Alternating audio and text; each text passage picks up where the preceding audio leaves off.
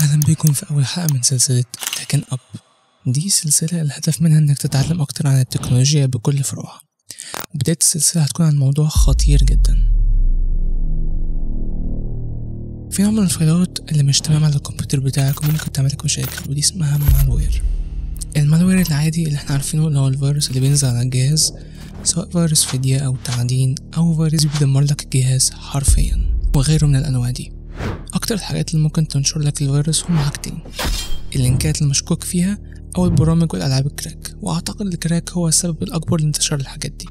أغلب المواقع اللي بتنشر البرامج والألعاب دي بتكون غير موثوقة، وبيبقى هدفهم إنهم يستفادوا من جهازك، سواء ياخدوا بياناتك يبيعوها أو يعملوا تعدين على الجهاز. سريعا بس كده، التعدين ده عملية بيتم استخدام فيها قطع جهازك عشان اللي بيعمل التعدين ده يحصل على عملات رقمية أو الكريبتو كورنسي زي بيتكوين أو إيثيريوم مثلا. أو الهاكر بينزلك الفيروس ده عشان يستفاد من جهازك ويكسب فلوس. هنقول في الآخر ازاي تحمي نفسك منه، بس في نوع كمان من الاختراقات لازم تاخد بالك منه، ده البيج بوس بتاعهم بقى. الاختراق ده معروف باسم لوجو فيل. ده بيستهدف حاجة في الكمبيوتر بتاعك اسمها بايوس، وده اختصار لبيسك انبوت اوتبوت سيستم.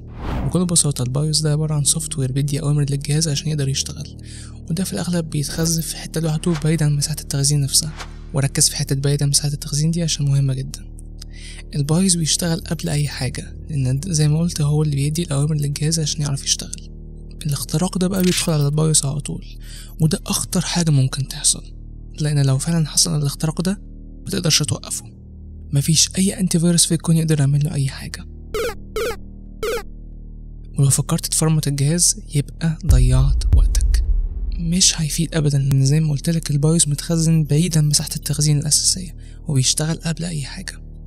انت متخيل مدى خطورة الاختراق ده؟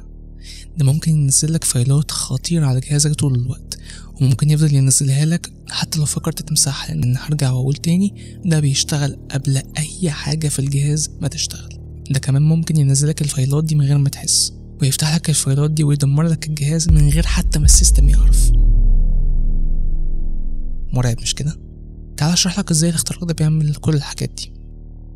رقم واحد، هو بيعدل في صورة اللوجو اللي بتطلع وانت بتفتح الجهاز، اللي هي تبع الشركة المصنعة للمذر بورد او البوردة بتاعة الجهاز او الشركة اللي انت جايب منها اللابتوب. الصورة المعدلة دي معمولة بطريقة معينة عشان تلعب في الاكواد بتاعة البايوس او تشغل اكواد خطيرة على الجهاز عامة.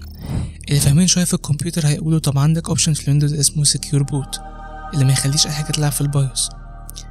بس في مشكلة صغيرة، ان السكيور بوت مش بيشيك على فايل الصورة اللي ممكن يتعدل ده، وده معناه انه ممكن يتخطى السكيور بوت ويشتغل غصب عنك.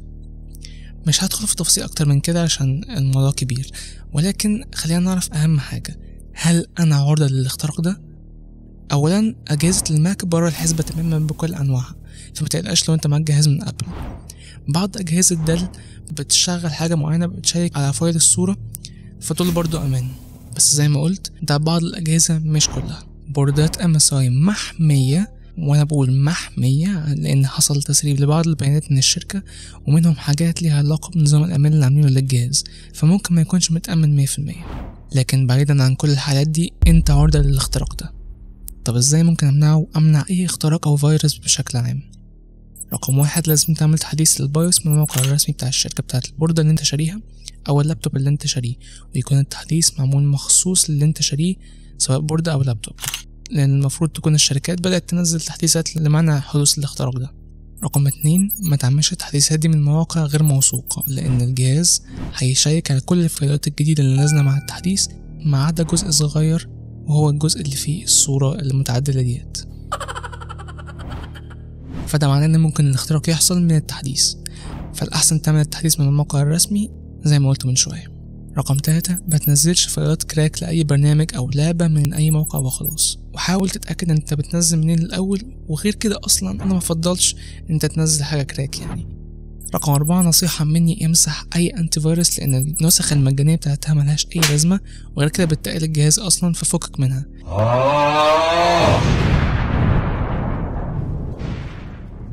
وخليك في نظام الحماية بتاع ويندوز، هو مش احسن حاجة ولكن احسن من النسخة المجانية لاي انتي فيروس عامة، وهو هيشتغل اول ما تمسح الانتي فيروس على طول. او ما تنزلش انتي فيروس كراك، لان يعني معلش حركة غبية قوي انت بتنزل كراك لحاجة هتحميك. ده يا معلم، انت بتقفل الباب ليه يا معلم؟ هنقول له دانس يا روح امك. حاجة كمان مهمة وهي أثناء تحديث البايوس اوعى تقفل جهازك، لأن لو عملت كده بكل بساطة هقولك ودع جهازك، خلاص ضاع كده. وده مهم جدا خصوصا في الفترة اللي احنا فيها دي عشان قطع النور في مصر، فخد بالك واعمل التحديثات دي بعيد عن أي وقت فيه قطع نور. وبرضه أنصح لو أنت مش فاهم أوي في الحكاية دي تدور على الموقع الرسمي بتاع الشركة على طريقة التحديث بالظبط عشان تعمله بالشكل الصحيح، أو تسأل حد فاهم وواثق فيه يعملهولك، بس اتأكد إنك واثق منه أوي يعني عشان برضه الموضوع خطير جدا. الخبر حاول ان الاختراق ده ما تمش استخدامه بشكل واسع قوي على حد علمي يعني، ففي الاغلب انت امان، بس برضه خد احتياطاتك عشان ممكن يتم استخدامه بعد كده. لو عايز بقى تعلي اداء جهازك هتلاقي فيديو هنا، ولو عايز تعلي تجربة جهازك وتخليه اجمد هتلاقي فيديو تاني هنا، واشوفك الفيديو الجاي.